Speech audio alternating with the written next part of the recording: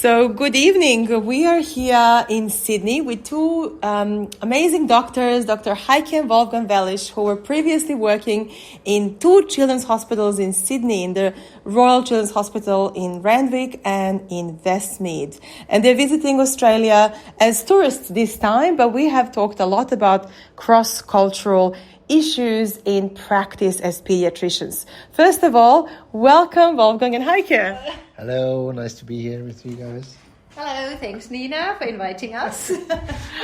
What a wonderful discussion we had today. One of the questions which our listeners would love to know is there such a thing as a difficult patient? And how does a practitioner deal with that?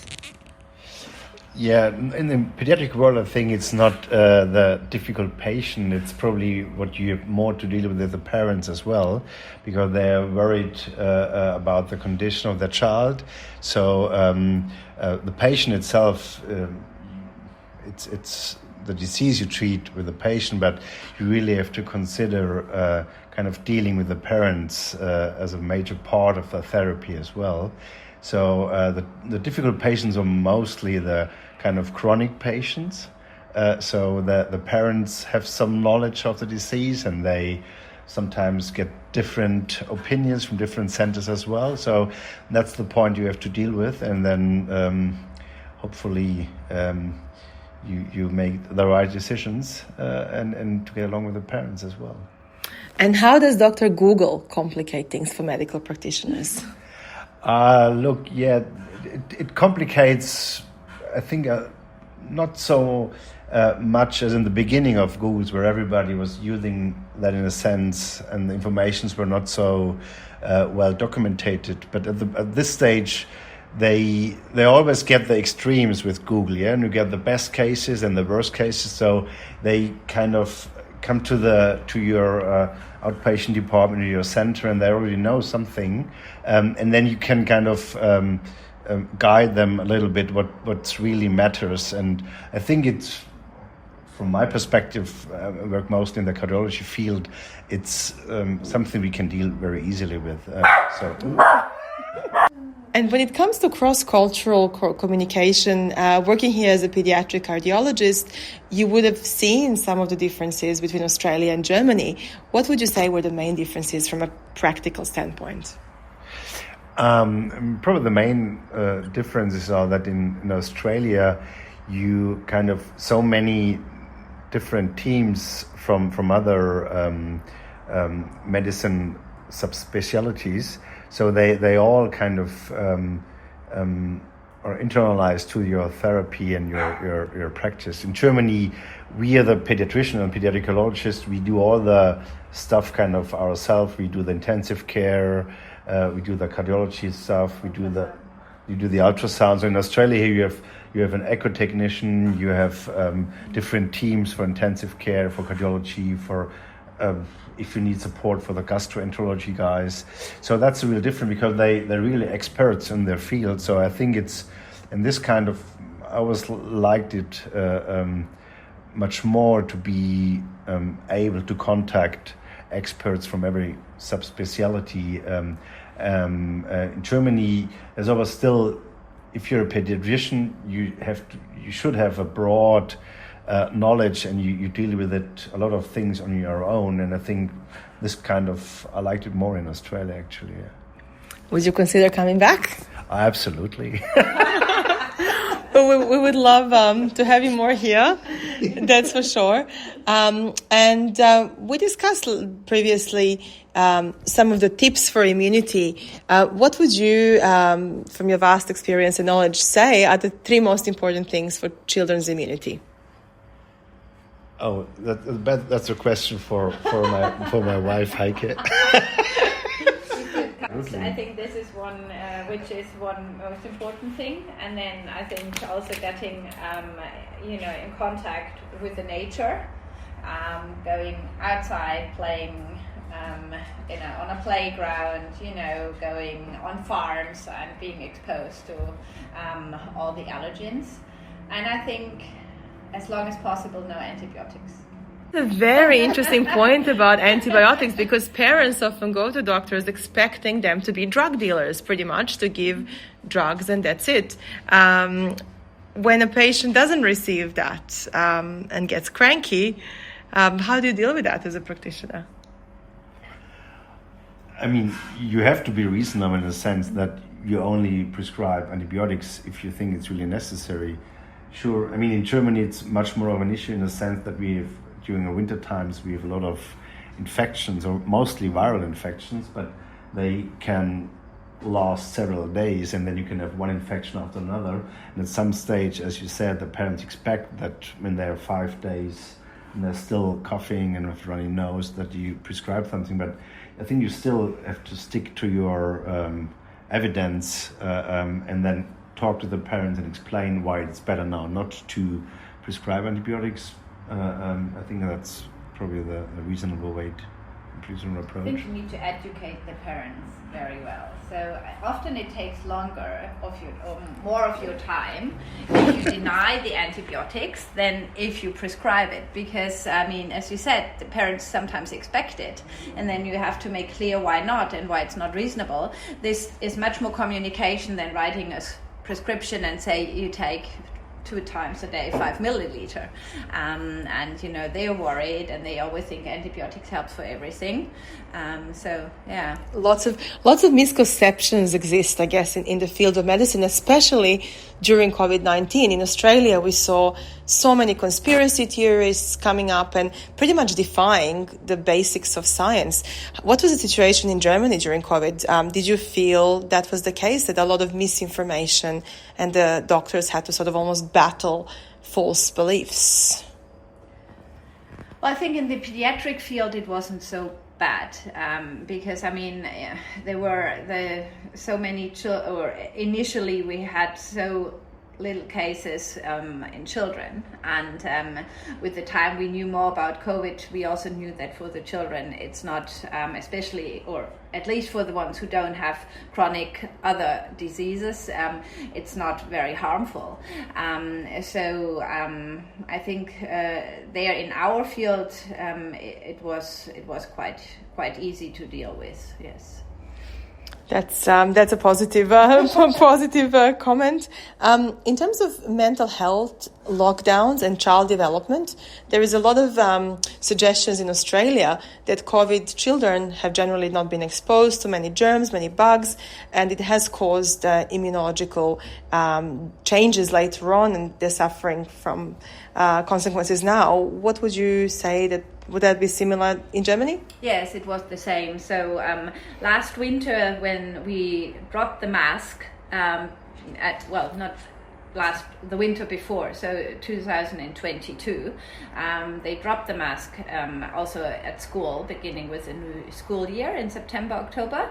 And I think that was a year we have never experienced before, with so many viral infections and so many sick children. It was not just viral infection, it was also streptococcal infection. So we never had it before that you ran out of penicillin, because we had so many children with streptococcal infection.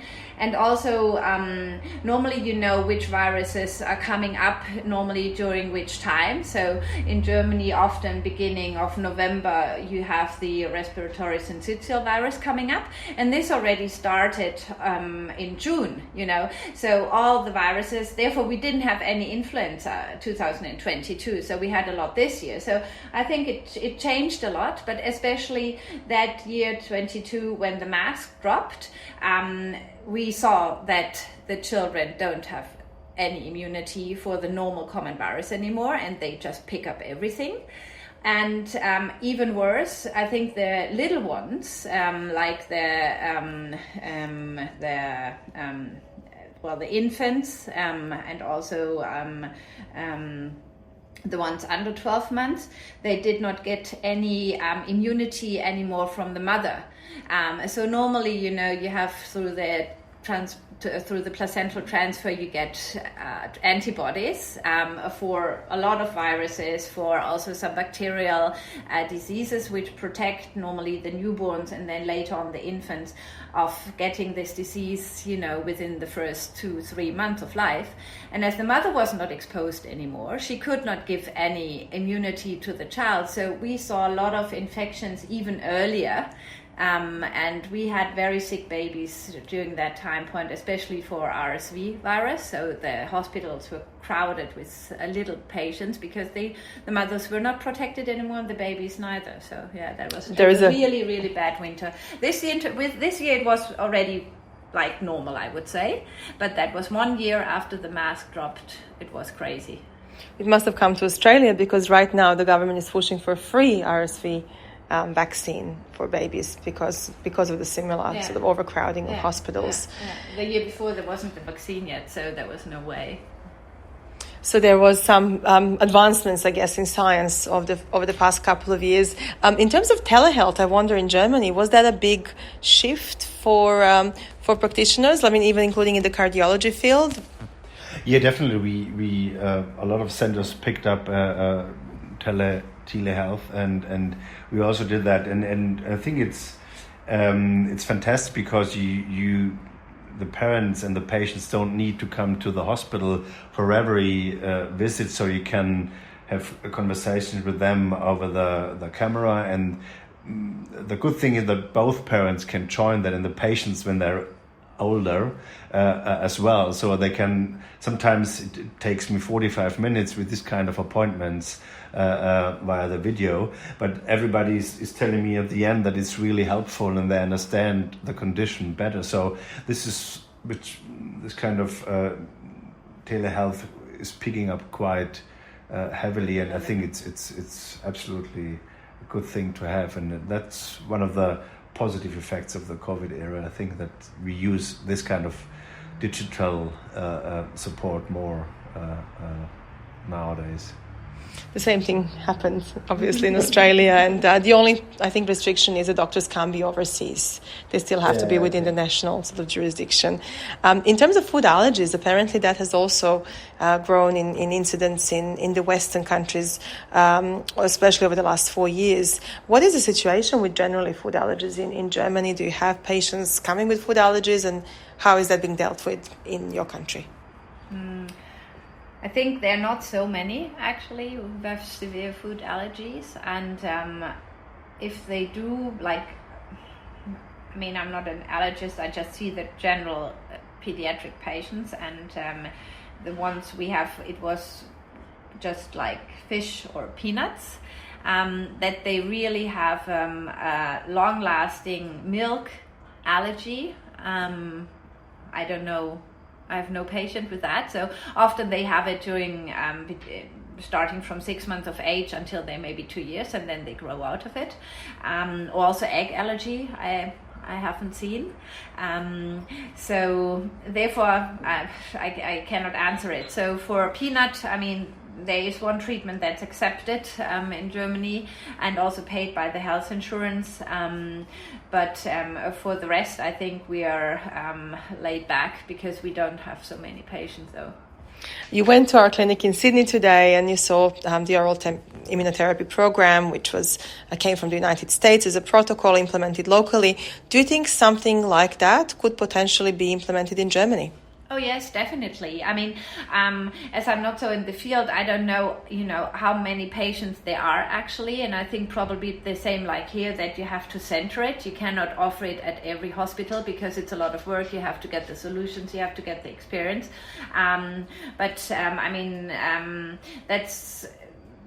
That's probably something that might be a bit more difficult than here, because in Germany the people are not so happy to travel because they don't know this centered medicine, Like here, if you go to a cardiologist, often you have to travel for 2 hours. In Germany, if they have to go for half an hour, it's already far.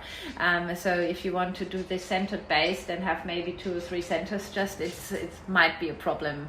I don't know if families would be happy to fly just, every fortnight for an appointment. But Yeah, definitely. I think it's a really good program, and I mean it's similar to other hypersensibilizations, like what we do subcutaneously or what we also do oral in Germany. I don't think that exists in here, for pollen or for dust mites, just with food. I think the implementation could probably. Yeah, the amount of children, I don't know how many there are, could probably help, especially with severe allergies a lot, yeah. We talked before about the bedside manner and the trust with the patient develops with practitioner based on sometimes such a subjective interpretation of a bedside manner. Dr. Wolfgang, what would you say about that? How important is bedside manner for the trust? Oh, it's absolutely essential, actually. I mean, especially in the pediatric field, with dealing with the parents as well. I mean, for sure they are caring about their child, so they have to trust you and they have to accept the way you approach your child, and you give recommendations. And so, I mean, that's probably really large proportion of the success of your therapy or recommendations, if the parents and the patient trust you. So I think that's absolutely essential, yes. And Dr. Heike, for new pediatricians coming on board and neonatologists in your field, what would you give them as a piece of advice? What is a strategy for success, to be a successfully translational, in a way, doctor in your field? How can young pediatricians improve themselves? Oh, I think they should listen to the parents, to the history, and not after the first two sentences say, oh, I already know everything. They should really listen. And I think they should stick, to their pathway, if it's wrong or right. But I mean, if you believe in something and you want to make the parents trust you, you cannot go, oh, this time we do this and the next time we go another way. But you should have your way of treating things, and you should explain your therapy very well to the patients. And I think you should make clear that you are the one who's making the decisions and not they are, but still you should make them feel that you do it together. And I think that's not so easy. I totally agree. I mean, in a sense,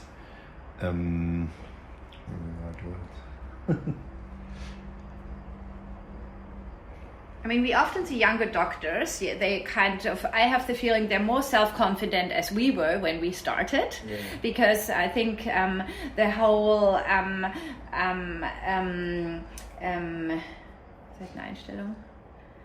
attitude to work changed. The young doctors, they want to have a better work-life balance. They work less and they don't want to work overtime, which is completely okay.